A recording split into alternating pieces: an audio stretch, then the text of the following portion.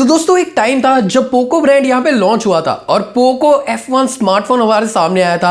वो एक legendary device था, एक ऐसा डिवाइस था जिसने मार्केट को एकदम से हिला के रख दिया था। मतलब OnePlus उस टाइम पे फ्लैगशिप किलर के नाम से जाना जाता था, बट पोको ने जब एंटर किया मार्केट के अंदर तो बोला गया ये OnePlus किलर बन के आ गया है। बट फिर ऐसा क्या हो गया? पोको ने अपनी आइडेंटिटी तो खत्म ही कर दी। पोको ने यहाँ पे स्टार्ट कर दी रीब्रांडिंग। जितने भी रेडमी या फिर Xiaomi के अंदर फोन्स आते हैं, पोको ने सिर्फ वही फोन्स को उठाया एंड रीब्रांड करना शुरू कर दिया।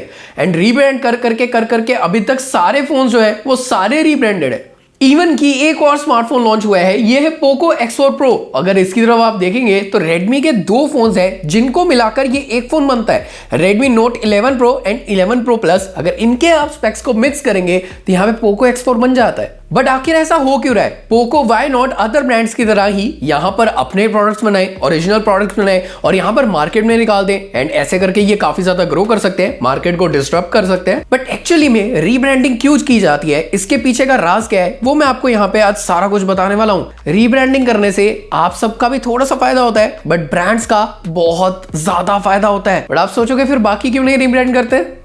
एक्चुअल में रीब्रांडिंग हर जगह हो रही है। समझाता हूं थोड़ा सा, चलो। बट अगर आपको मेरी वीडियो और पॉइंट्स थोड़े भी अच्छे लगते हैं ना तो वीडियो को लाइक जरूर से करना। चलो यहां पर मैं आपको एग्जांपल देता हूं थोड़े से कि कहां पे रीब्रांडिंग को यहां पे आप नोट कर सकते हो। सबसे पहले हम कार्स में चलते हैं। दो ऐसे ब्रांड्स जो कि इस वक्त सिर्फ रीब्रांडिंग पे खेल रहे हैं, सुजुकी एंड टोयोटा।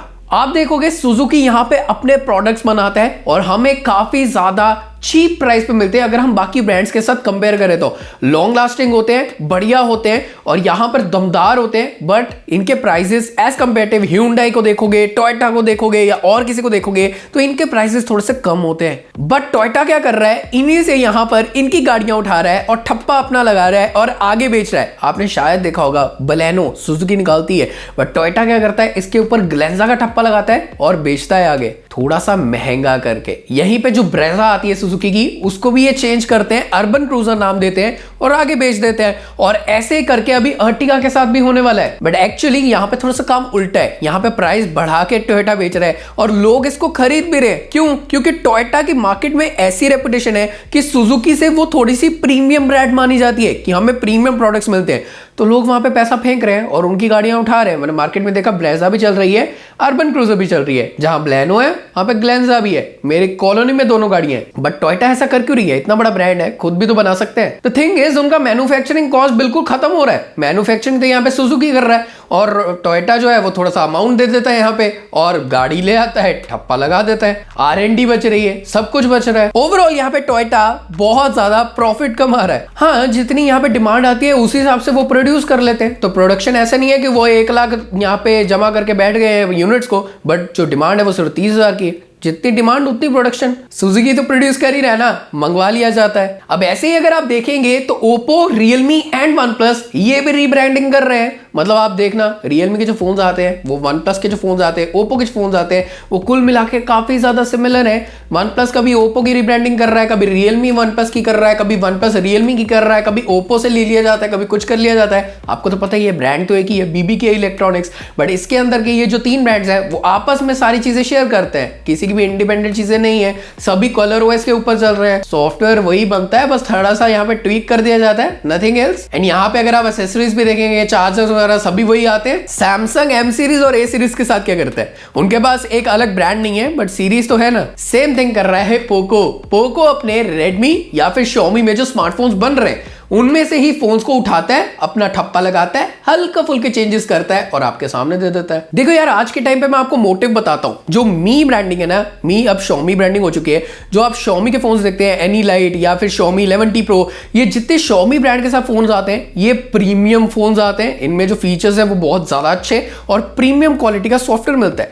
बट जो रेडमी ब्रांडिंग आती है वो यहाँ पे फोकस करते हैं उन लोगों पे जो कि ज्यादा खर्चना नहीं चाहते हैं, उनको प्राइस कम चाहिए बट फीचर्स दबा के चाहिए, सॉफ्टवेयर एक्सपीरियंस भी काफी सही चाहिए। तो वहां पे रेडमी यहां पे प्ले कर जाता है। और थर्ड ब्रांड अब बन चुका है वो है पोको। पोको एक सीरीज नहीं है, वो एक तरह से ब्रांड बोल रहे हैं। अब रेडमी को भी ब्रांड ही बोला जा रहा है, रेडमी को सेपरेट आइडेंटिटी बना दिया गया है। बट पोको जो है वो एक ऐसी आइडेंटिटी बन चुकी है जो सिर्फ रीब्रांडिंग करती है।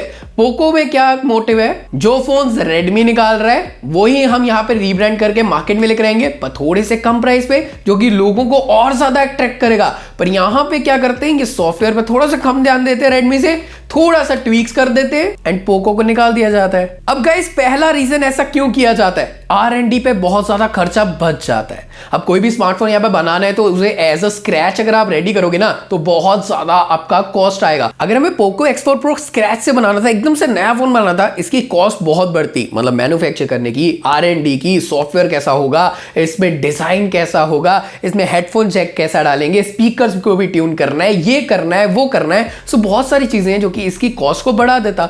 बट R&D अभी जीरो है, क्योंकि ये जो फोन है Redmi already Note 11 Pro series launch कर चुका है। तो हम क्या करेंगे, उसी का डिजाइन उठाएंगे, बस थोड़ी सी यहाँ पे ट्वीक करके ये वाला डिजाइन चेंज करके पट्टी डाल के, और यहाँ पे बाकी का फोन यहाँ पे सेम रख देंगे। एक पैटर्न को चेंज करना है ना, वो तो हम आराम से कर सकते हैं। तो पोको Redmi को ऑर्डर देता है कि भाई तुम ऐसा करो, हमें भी फोन लॉन्च करना है, तो तुम ऐसा ऐसे ट्वीक्स कर दो और हम अपना ठप्पा लगाएंगे और फोन बेचेंगे। अब टोयोटा सुजुकी, और इसमें डिफरेंशिएशन क्या है, टोयोटा अलग ब्रांड है, सुजुकी अलग ब्रांड है। पोको चाहे अलग है रेडमी से, बट पोको, रेडमी, Xiaomi है तो एक ही ना, कहने को अलग है बट है तो वही है ना, गंगाधारी शक्तिमान है ना भाई साहब। तो यहाँ पे ना ही तो मैन्युफैक्चरिंग में कॉस्ट बढ़ रही है, क्योंकि जितना हमें पोको की डिमांड आएगी उतना ही हम उनके प्लांट में यहाँ पे मैन्युफैक्चर करवा लेंगे, ये वाली पट्टियां डलवा लेंगे। और इसकी डिमांड नहीं आ रही, रेडमी की आ रही है, तो ये पट्टी हटा के सिर्फ इतना सा मॉड्यूल दे देंगे, काम हो गया। और सॉफ्टवेयर भी डेवलप करने की जरूरत नहीं पड़ रही है, MIUI है हमारे पास, पोको MIUI को यूज कर देता है, वही सॉफ्टवेयर आता है।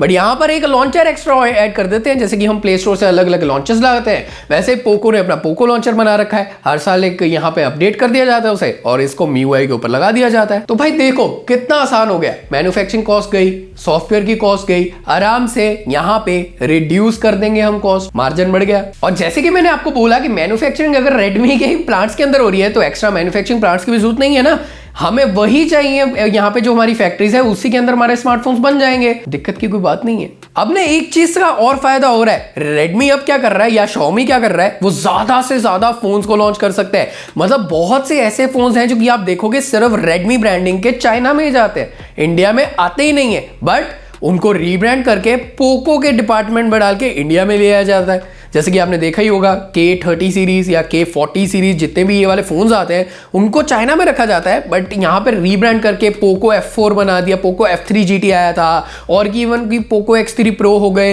ये स्मार्टफोन्स वहां से उठाते हैं, इंडिया में लेकर आते हैं, रीब्रांड करते हैं, पोको में डाल देते हैं। तो ज्यादा से ज्यादा फोन्स आ रहे हैं, चाइना में इनकी बहुत ज्यादा मार्केट है, आधे फोन से वहां बेच देते हैं और उन्हीं फोन्स को उठा के यहाँ ले आते हैं और यहाँ पे इंडिया में अलग नाम से बेच देते हैं। तो फोन्स बहुत ज्यादा लॉन्च कर सकते हैं और यहाँ पर अपनी मार्केट शेयर को डेफिनेटली बढ़ाया जा सकता है, क्योंकि हर जगह पे तो Xiaomi के फोन्स दिख रहे हैं ना। तो लोग जब यहाँ पे फोन खरीदने जाएंगे तो उनके पास ऑप्शन सबसे ज्यादा Xiaomi, पोको, Redmi यही वाली होगी। अब यहां से ना ये एक और चीज कर सकते हैं, ऑफलाइन मार्केट में जब हम फोन लॉन्च करते हैं तो हमारे यहाँ पे कॉस्ट बढ़ जाते हैं और वहां पे यहाँ पे कॉस्ट हमें बढ़ा के बेचने पड़ते हैं। मतलब आप देखोगे कोई भी यहाँ पे स्मार्टफोन अगर हम 10,000 में ऑनलाइन ले सकते हैं ना, तो वही चीज अगर आप ऑफलाइन में लेने जाओगे तो वो 17-18 हजार की पड़ती है। क्यों? क्योंकि वहां पे बीच की बहुत सारी चीजें आ जाती है, एजेंट्स हैं, डिस्ट्रीब्यूटर्स हैं, रिटेलर्स हैं, पता नहीं कौन कौन से यहाँ पे पड़ाव होते हैं, जहां पे बहुत ज्यादा कॉस्ट बढ़ जाती है और कॉस्ट के साथ साथ यहाँ पे हमें अपने प्राइस बढ़ाने पड़ते हैं मार्केट में। बट अभी क्या हो रहा है, पोको हर जगह से अपने प्राइसेस को रिड्यूस कर रहा है, कॉस्ट को रिड्यूस कर रहा है, नॉट प्राइसिंग बट कॉस्ट को रिड्यूस कर पा रहा है, इनका मार्जिन बढ़ता ही जा रहा है। तो अभी ये ध्यान दे सकते हैं कि इसको हम अच्छे से ऑफलाइन में रिटेल करें। अगर ऑफलाइन में ये फोकस करते हैं तो आई थिंक ये काफी कम कॉस्ट में काफी लोगों के पास आराम से पहुंचेगा और लोग इंटरेस्टेड होंगे इसको लेने के लिए। आप मुझे बताओ, iQOL, itel ऐसे ब्रांड्स जो कि बहुत ज्यादा पैसे मांगते हैं, अगर उनकी जगह ऐसे स्मार्टफोन्स कम प्राइसेस में मिलेंगे तो आई थिंक ये बहुत ज्यादा फायदा होगा Xiaomi को। कुल मिला के रीब्रांडिंग जो है वो यहाँ पे कंपनी के लिए तो बहुत ज्यादा बेनिफिशियल है, बट आपके लिए भी है ना। आपको रेडमी फोन जो है वो अगर 21-22 हजार में मिल रहे हैं, सेम चीज पोको निकालता है, हल्के फुल्के टीवीज करता है, शायद 108 से 64 मेगापिक्सल कर दिया या फिर छोटा मोटा और कोई चीज कर दी, बट ओवरऑल सेम स्मार्टफोन होता है, बट यहां पर उसका प्राइस 2-3 हज़ार रुपए और कम हो जाता है। तो अगर आपका बजट कम था 2-3 हज़ार से, आप नहीं जा पा रहे थे 21-22 हज़ार में, तो आप इस फोन को ले पाएंगे। तो देखो बेनिफिट तो दोनों पार्टीज का है, बट ब्रांड थोड़ा ज्यादा उठाता है, तो इसीलिए की जाती है रीब्रांडिंग। यहाँ पे बहुत ज्यादा फायदा होता है ब्रांड को। अभी आप समझ रहे होंगे सैमसंग रीब्रांडिंग नहीं करता क्योंकि उनके पास M सीरीज, A सीरीज है और साथ में F सीरीज भी है, तो वो सीरीज के बीच में खेल लेता है। वो सीरीज जो है वो उनकी ब्रांड्स ही है। तो आई होप आपको ये वीडियो समझ में आई होगी जो मैं आपको बताना चाह रहा था कि क्यों रीब्रांडिंग की जाती है। एंड आई होप ये वीडियो आपको पसंद आई होगी। अगर आई है तो आप लाइक कर सकते हैं, आप चैनल को सब्सक्राइब कर सकते हैं, एंड मैं आपको मिलूंगा नेक्स्ट वीडियो में। तब तक अपना ख्याल रखिए, keep smiling and always take care guys, love you, bye bye.